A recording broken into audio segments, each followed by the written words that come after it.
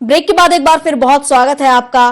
खबरों में आगे बढ़ते हो, जैसा कि हम बात कर रहे थे मौसम की, मौसम का मिजाज लगातार बदल रहा है, लगातार मौसम यू टर्न ले रहा है और कोहरे और बारिश और इसके साथ ही तेज ठंड का एहसास भी अब लोगों को हो रहा है। और कहीं ना कहीं इसको लेकर अगर देखें तो जो रेल यातायात विभाग वो भी प्रभावित हो रहा है। और इस पर अधिक जानकारी के लिए हमारे साथ अनिल राजपूत ग्वालियर से बने हुए हैं, अविनाश पांडे सतना से और गोपी कृष्ण रायपुर से, इसके साथ ही हमारे साथ संदीप जी बने हुए हैं राजधानी भोपाल से। तो हम सभी से जान लेते हैं तस्वीरें। सबसे पहले अविनाश से ही बात कर लेते हैं। अविनाश, जैसा कि हम बात कर रहे थे मौसम को लेकर, लगातार मौसम का मिजाज बदल रहा है, मौसम यू टर्न ले रहा है और जैसा कि नए साल में देखा जाए तो कहीं ना कहीं कोहरे और सर्दी के साथ ही नए साल की शुरुआत हुई है। और सतना की बात हम कर रहे थे तो सतना में किस तरह के मिजाज स्कूलों को लेकर और देखा जाए तो आवाजाही को लेकर और बाजारों को लेकर?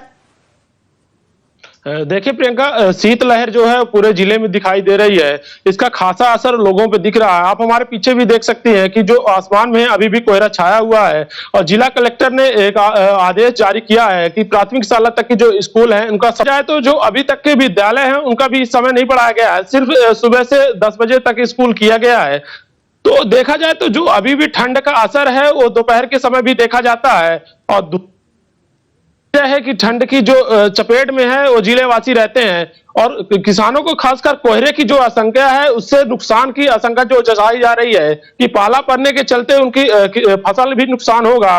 तो कुल मिला के जो किसान है वो भी काफी चिंतित हैं कि घने कोहरे के कारण उनकी फसल न नुकसानदायक हो जाए। लेकिन जो ठंड की वजह से व्यापार है वो पूरी तरह से चौपट है। जो लोग हैं वो 12-1 बजे के आसपास बाजार पहुंचते हैं और शाम ढलते ही 3 से 4 बजे घर वापसी कर लेते हैं। ऐसे में दुकानदारों का भी काफी नुकसान हो रहा है। तो कहीं ना कहीं ठंड के तेवर के कारण जो व्यापार है वो भी ठप पड़ा हुआ है और लोगों को ठंड के वजह से बचने के लिए लगातार हर प्रयास कर रहे हैं और जिला प्रशासन ने भी जगह जगह अलाव की व्यवस्था की है। ऐसे में देखा जाए तो जो लोग हैं वो काफी परेशान हैं और ठंड से बचते हैं और जो फुटपाथ में रहते हैं उनको भी रैन बसेरा की जो व्यवस्था है प्रशासन द्वारा की गई है।